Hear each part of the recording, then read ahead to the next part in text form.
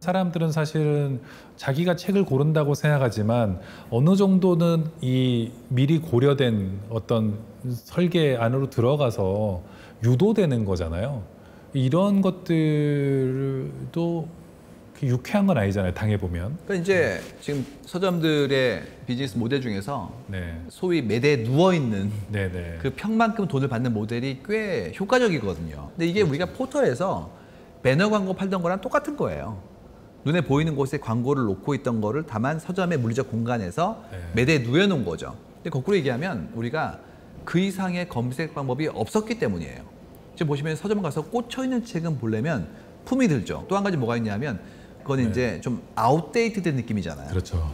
여기 깔려있는 건 신간이자 주목받는 것 같고 스테디셀러인 것 같기 때문에 주목도가 달라지는 것은 권위의 문제거든요. 네. 그래서 우리가 인지의 한계예요. 한국 사회 구성원들 참 다양해졌거든요. 그래서 관심사도 많이 다르고 그런데 잘못하면 나랑 아무 상관도 없는 책을 사게 될 가능성이 크고 그다음 사람들은 어떤 기준에 가지고 책을 사야 될까요? 참 어려울 것 같아요. 오늘 저희 회사에서 네. 젠 Z죠. 이제 인턴 친구가 세미나를 한 거예요. 근데 그런 얘기 하더라고요. 그 물건을 만드는 사람이 누군지 본대요. 아, 크리에이터에 대한 신뢰 이런 것들을 따라가는 거군요. 네. 그러니까 물건보다 만든 사람의 철학과 그의 인생을 본다는 거죠. 그 다음에 또 뭐가 있냐면 정해져 있는 좋은 저작물이 있으면 그 책을 본 사람들이 본 책이 꽤 그럴싸합니다. 아, 그래서 그럼 인플루언서들이 중요해지겠네요. 그러니까 이제 컬래버레이티브 필터링이라고 그러는데 인플루언서가 될 수도 있고요. 네. 아니면 다른 일반인들이 얼마나 그 책과 다른 책을 같이 봤느냐. 이제 이게 굉장히 중요해지는 거예요. 이 책을 읽은 사람들 중에 70%는 이 책도 읽었습니다. 네. 그거요? 네. 아. 저희가 사용하는 알고리즘이 굉장히 다양한 알고리즘이 있습니다. 그 중에 하나가 이제 콜라보레이티브 필터링인데요. 예를 들어서 이제 A, B, C라는 영화를 다 5점 만점에 5점으로 평가한 사람들의 90%가 D라는 영화도 5점을 줬다면 내가 만약에 A, B, C라는 영화를 다 5점을 준 상황이면 D를 좋아할 가능성이 가장 높겠죠. 이런 통계적인 방식과 머신러닝을 잘 이용해서 이제 데이터의 양이 많을수록 더 정확한 추천이 이제 가능해지는 시스템입니다. 취향이 비슷한 이들을 그룹으로 묶은 다음 같은 그룹 안의 사용자들이 선호하는 상품을 서로 추천하는 건데요. 영화의 취향만 알아도 좋아할 만한 책을 추천해 줄 수 있다고 합니다. 일단 영화에 존재하는 메타데이터와 도서에 존재하는 메타데이터가 다릅니다. 영화는 뭐 장르, 감독, 배우, 뭐 주연 배우, 조연 배우, 박스오피스 스코어 이런 이제 데이터들이 있는데 도서는 이제 작가나 뭐 옮기니, 뭐 번역가 뭐 이런 데이터들밖에 없어서요. 영화 평가만 했다 하더라도 이제 저랑 취향이 비슷한 사람들이 어떤 TV를 좋아하고 어떤 도서를 좋아하는지를 다 알 수 있기 때문에 훨씬 더 수월하게 그냥 도서 추천만 하는 서비스들보다는 더 정확하게 추천을 제공할 수 있는 것 같습니다. 이런 것 같아요. 그 예전에는 책이 귀했고 그다음에 엄청난 것들만 책이 된 거죠. 네. 비용이 들었기 때문에. 그러니까 그건 다 배워야 돼요. 그러니까 보약 같은 거였어요. 그렇죠. 근데 지금 그렇지가 않고 일종의 처방전 같은 거예요. 그렇기 때문에 처방전을 주기 위해서는 먼저 진단을 해야 될 거 아니에요. 네. 그 진단이라는 행위가 이제는 일상에서의 행동, 구매의 결과 혹은 읽고 있는 행위에 대한 점검 이런 것들이 전부 다 처방전에 들어갈 거라 네. 그 진단의 방법들이 이제는 온라인으로 움직일 확률이 높아진다는 거죠. 특히 아마존 같은 경우에는 굉장히 개인화된 책을 추천들을 하잖아요. 우리나라 서점들도 시도는 하는데 아직까지 충분히 개인화되진 않았거든요. 그 몇 가지 이유가 있는데 첫 번째는 아마존이 가지고 있는 킨들의 파워가 세요. 그 친구가 언제 봤는지 그다음에 언제 멈췄는지 어디에 밑줄을 그었는 밑줄까지. 그 밑줄을 제가 아마존 킨들로 보다가 밑줄을 그으려고 하면 약 876명이 여기에 밑줄을 그었습니다라는 것이 뜨더라고요. 인간 비슷해요. 네. 상당히 비슷합니다. 그렇기 때문에 그런 패턴을 보고 나면 내가 하는 행동이 넛지되어지고 강화되기도 하고 이렇게 되거든요. 인풋이 많으면 더 잘 이해할 수 있어요. 여기뿐만 아니라 아마존은 지금 다른 물건도 팔죠. 그렇죠. 그러니까 그걸 합쳐 놓으면 어떤 분인지를 많이 알 수 있어요. 온라인 서점으로 시작한 아마존은 2015년 오프라인 서점문을 열었습니다. 흐름에 역행하는 걸까요? 그보단 새로운 시도에 가깝습니다.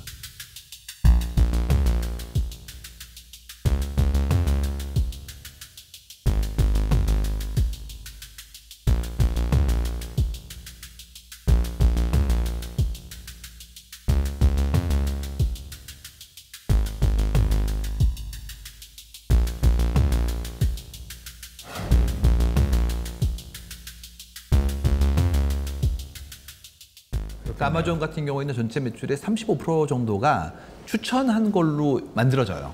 그러니까 이쪽이 시장을 키우고 있는 거예요. 안 살 것도 산 거죠.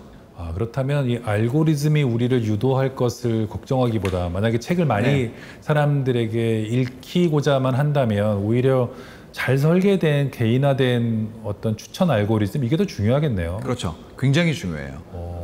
그러니까 이유가 너무 많아졌기 때문이에요. 정보가 한정되어 있다면 이거 읽으면 되잖아요. 근데 지금은 너무 많기 때문에 어떤 걸 볼지가 가장 중요해지고 나쁜 경험이 그 다음 행동을 위축시키기 때문에 문제가 되는 거죠. 아, 저는 사실 부사장님 뵈러 오기 전까지는 이런 아마존스러운 아마존의 이런 개인화된 추천 알고리즘들 굉장히 나쁘다고 생각했어요. 나를 알게 모르게 글로 유도하고 저는 워낙 책을 오래 봐와서 나 혼자 스스로 잘 베스트셀러 리스트도 안 보지만 그런 개인화된 추천도 대부분 무시하거든요. 그런데 그게 아닐 수도 있겠네요. 그 어떻게 보면 좀 오만일 수도 있겠네요. 그러니까 효용의 문제인데요. 네. 확실히 효율이 높아요. 제가 들어가서 하루 종일 해집고 다닐 수는 없는 거거든요. 그렇죠. 네. 그리고 그것이 주관적으로 분류될 수 있기 때문에 일본의 교토에 가케분샤라고 하는 되게 유명한 서점이 있는데 그게 이제 골목을 살린 서점이라고 부르거든요. 거기가 왜 유명해졌냐면 일하는 분들이 본인 취향대로 서가를 꾸민 거예요. 그래서 일하는 사람들의 전문성을 내가 믿고 가서 이제 우연한 발견을 하는 거죠. 근데 그게 흥미로운 얘기긴 한데 매일같이 정보를 찾는 사람한테는 그건 그 사람의 주관이잖아요. 그렇죠. 그러니까 더 많은 형태의 객관적 주관이 나오면 더 공정해지는 거죠. 아, 그렇겠네요. 근데 지금 서비스 플랫폼이 커지면 전 세계에서 오는 수많은 사람들의 주관이 모일 거 아니에요. 합쳐지면 이제 엄청난 객관적 주관이 나올 수 있죠. 새로운 추천 방식은 정말 신뢰할 만한 것일까요? 인공지능 기술은 어디까지 발전했을까요?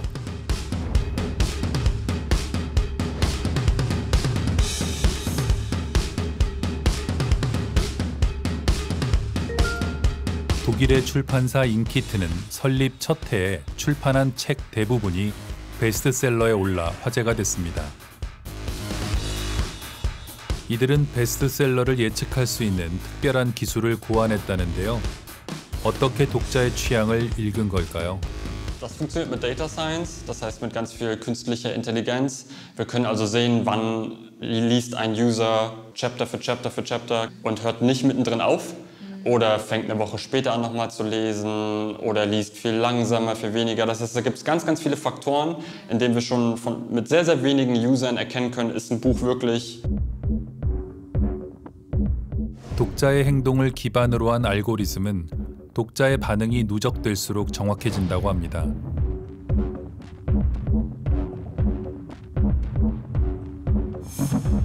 종이책을 출판할 때 편집자에게 맡겼던 일을 이북 환경에선 인공지능이 대신할 수 있다는 건데요. 데이터는 인간의 경험과 직감을 앞서게 될까요?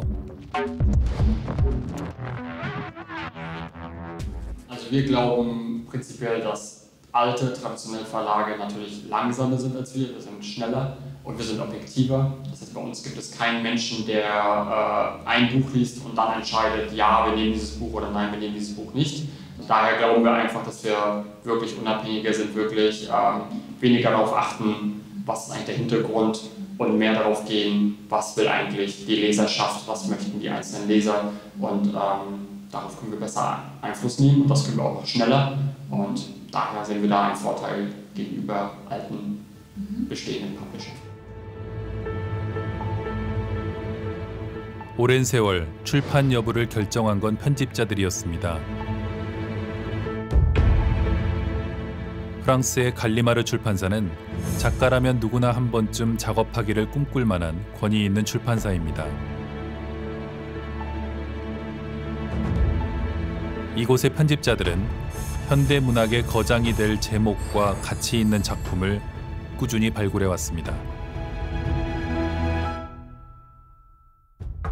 Pour voir si à la lecture, la première lecture, le livre vaut la peine, le manuscrit vaut la peine d'être présenté à notre comité de lecture. Et à partir du moment où c'est le cas, alors il y a une lecture qui se fait par un premier lecteur, par un deuxième lecteur si le manuscrit est intéressant, peut-être même par un troisième, voire un quatrième lecteur. Et ça aboutit à une prise de décision, effectivement, en comité de lecture. Donc la comité de lecture, c'est une petite réunion d'une vingtaine, 15-20 de personnes, et qui sont souvent des auteurs de la maison. 탁월한 편집 능력을 인정받아온 갈리마르 출판사는 베스트셀러를 예측하고 권하는 인공지능을 어떻게 생각할까요?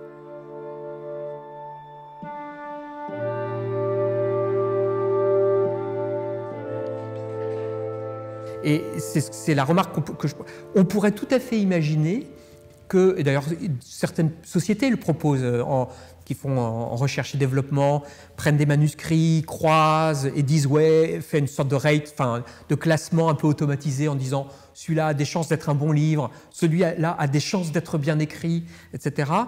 Mais ça ne sera qu'un petit outil. Ben, cette liberté-là, elle est essentielle dans l'acte de lecture. Je veux dire, encore une fois, l'important, c'est la personnalité de l'auteur et la personnalité du lecteur, de celui qui le lit et le juge. C'est que ça ne tient que là-dessus. Pas de littérature sans liberté. Voilà.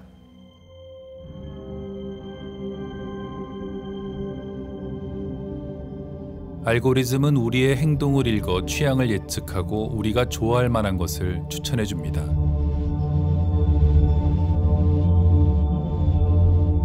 기술은 점점 정확해지고 덕분에 우린 시간을 절약하고 효율적으로 사용할 수 있죠.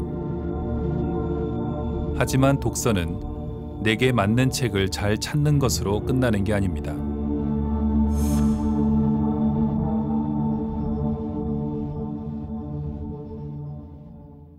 추천 알고리즘을 사용하는 것은 뭐 기본적으로는 환영하고 그래서 우리가 자기가 원하는 것들 뭐 자기가 알고 있다고 생각하지만 실은 인간은 자기를 잘 모르죠.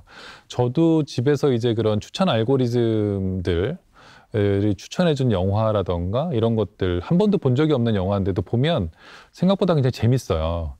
그리고 내가 이걸 좋아한다는 걸 어떻게 알았지? 이런 걸 신기하기도 하고 두려움도 느끼는데 그렇게 해서 제 시간도 아끼고 또 생각보다 재밌는 영화라던가 뭐 소설을 보게 되면 기분은 좋잖아요. 그런데 저는 그것만으로는 충분하지 않다고 생각해요.